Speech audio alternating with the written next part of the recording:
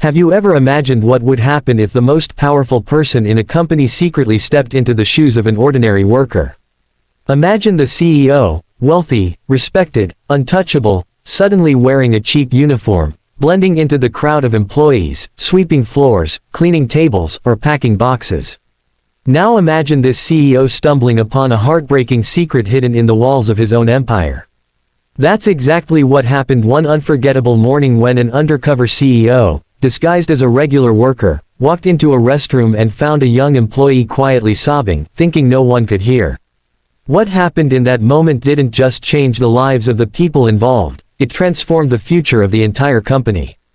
Stay with me, because what you're about to hear is a story of pain, resilience, and shocking revelations that will leave you speechless.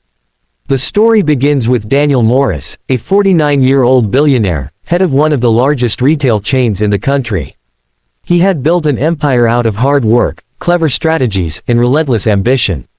To the outside world, he was a titan of industry, confident, untouchable, admired by investors, and sometimes feared by employees.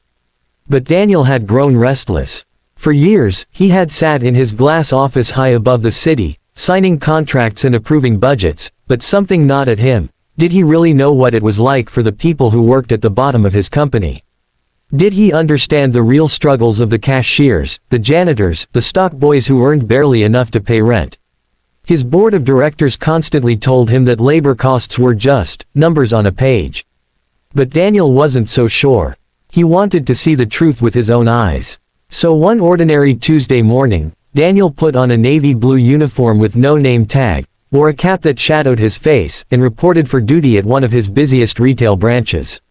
No chauffeur, no tailored suit, no entourage, just another worker with a mop in his hand. No one recognized him. To the store manager, he was just David, the new trainee hired to help out with cleaning and stocking. For the first few hours, Daniel tried to focus on the tasks, sweeping aisles, restocking shelves, moving boxes in the back room. But more than anything, he listened. He heard employees complain quietly about long hours, aching feet, and rude customers. He saw how the manager barked orders without ever saying thank you. And he noticed how some workers seemed exhausted beyond measure, their faces drained of energy. It was during his break that Daniel first noticed her. A young woman, no older than 22, with tired eyes and hands that trembled slightly as she stacked products on the shelves. She wore the same uniform as everyone else, but something about her seemed heavier, as though she carried the weight of the world on her shoulders. She smiled faintly when customers walked by, but the moment they were gone, her expression would collapse into something distant and sad. Daniel felt a strange tug in his chest, a curiosity mixed with concern. Who was she, and what was her story? That question burned in his mind until fate answered it for him. Later that day, Daniel excused himself to the restroom. He pushed open the door and froze. From inside one of the stalls, he heard muffled sobs. Heart-wrenching, quiet, but raw. The sound of someone breaking down where no one could see. At first, Daniel hesitated. Should he leave? Should he respect the privacy of whoever was inside? But then he heard a whisper, "I can't do this anymore. I can't, I'm trying, but it's too much." The voice was unmistakable. It was the young woman he had noticed earlier. Daniel's chest tightened. Here he was, the CEO, hidden behind a disguise, listening to the pain of someone who worked for him, someone who trusted his company with their livelihood. And she was crying, alone, unseen, unheard. He gently knocked on the stall door. "Are you okay?" he asked softly, disguising his voice to keep his cover. For a moment, there was silence. Then the stall door creaked open just a little, and there she was, eyes red, cheeks wet with tears, lips trembling as she tried to force a smile. "I'm fine," she whispered, though it was clear she wasn't. Daniel crouched slightly so he wouldn't tower over her. "You don't look fine. Sometimes, it helps to talk." The girl hesitated, torn between her pride and her pain, but something in his tone must have reached her. She stepped out, wiping her face with the sleeve of her uniform. "It's nothing," she said quickly. "Just life." But the words cracked in her throat, and before she could stop herself, more tears streamed down her face. Her name was Emily. She had been working at the store for 6 months, often taking double shifts. Daniel asked her gently what was wrong, and that's when the dam finally broke.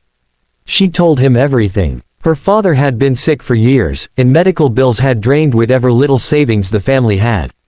Her mother worked 2 part-time jobs, and Emily had to step in to cover the rest.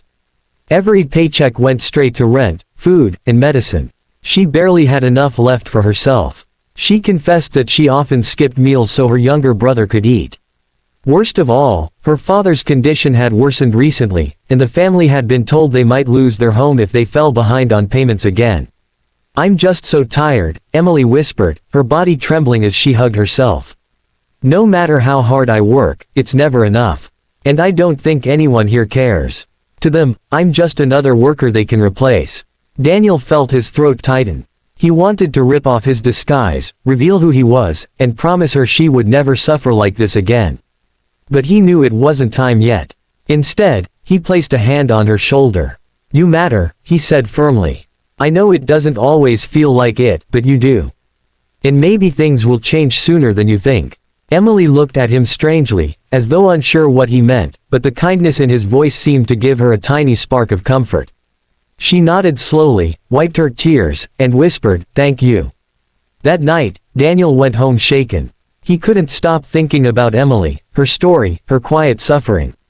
How many more Emilys were out there, hidden in his stores, working themselves to the bone just to survive? For the first time in years, Daniel felt ashamed. Ashamed that he had been so distant from the reality of the people who kept his company alive. Ashamed that while he enjoyed luxury, some of his workers were skipping meals and crying in restrooms. He knew he had to do something, but what? And how? Little did Emily know, the stranger she had confided in was not just another worker. He was the man who had the power to change everything. And little did Daniel know, Emily's story would lead to decisions that would shock his board of directors, his investors, and the entire country. But for now, their secret remained between them. A young woman who had bared her soul, and a CEO who had finally opened his eyes to the truth. The night after Daniel Morris, the undercover CEO, discovered Emily crying in the restroom, he could hardly sleep. The image of her trembling hands, her voice cracking as she whispered about her family's struggles, haunted him. For the first time in years, he wasn't thinking about profit margins, market shares, or quarterly reports, he was thinking about people. Real people. People like Emily, who worked endless hours. For meager pay, sacrificing their health, their dreams, even their dignity just to survive. His heart ached with a guilt he hadn't known he carried. He had always told himself he was giving people jobs, opportunities, security. But now he understood that many of those jobs were barely enough to keep his employees afloat. He realized he had been blind to the suffering happening right under his nose. The next morning, Daniel put on his disguise again, uniform, cap, and all, and returned to the store. He wanted to watch, to listen, to see more of what his employees truly endured day to day. This time, he paid special attention not just to Emily but to everyone around her. He noticed how the cashiers forced smiles while their eyes betrayed exhaustion. He saw an older janitor limping slightly, likely from years of hard labor, but still cleaning without complaint. He overheard workers whispering about how overtime was denied, even though they desperately needed the extra pay. Every corner of the store carried unspoken stories of hardship, and Daniel felt the weight of them pressing on his conscience. Emily, however, stood out most of all. She worked quietly, diligently, but there was a fragility to her. At one point, she reached into her pocket during lunch and pulled out a single granola bar, her only meal of the day.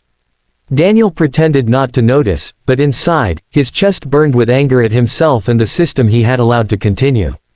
It was in that moment he made a silent vow. Something had to change, and it had to start now. That evening, Daniel returned to his mansion, but the grand walls felt hollow.